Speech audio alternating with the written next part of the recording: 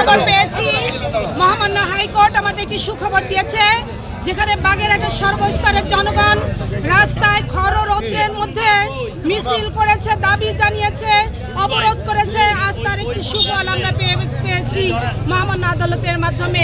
High court যে রায় দিয়েছে, অনতিবিলম্বে এই রায়কে কার্যকর করে নির্বাচন সিইসি একটি প্রজ্ঞাপন জারি করুক, 4টি আসনকে বহাল রেখে, তাহলে আমরা আমাদের দাবি আমরা আদায় করতে পেরেছি। মহামান্য হাইকোর্ট যে রায় দিয়েছে 1947 সালের পর থেকে 4টি আসন আমরা দেখছি। সেই 4টি আসনে হঠাৎ আমরা কোনো অদৃশ্য কারণে 3টে আসন হয়েছে আমরা জানি না।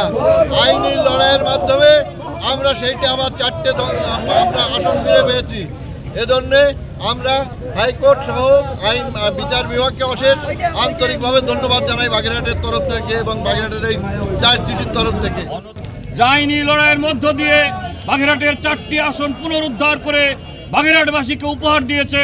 আমরা বাগেরহাট জেলা বিএনপির পক্ষ থেকে তাদের সকলকে ধন্যবাদ জানাই এবং মহামান্য হাইকোর্টের প্রধান বিচারপতির সমন্বয়ে গঠিত বেঞ্চ যে রায় দিয়েছে, অনতিবিলম্বে আগামীকালকে থেকে 24 ঘন্টার মধ্যে এই রায়কে কার্যকারী করে নির্বাচন কমিশন একটি প্রজ্ঞাপন জারি করে বাগেরহাটের 4টি আসন পুনর্বহাল করবে এই দাবি রেখে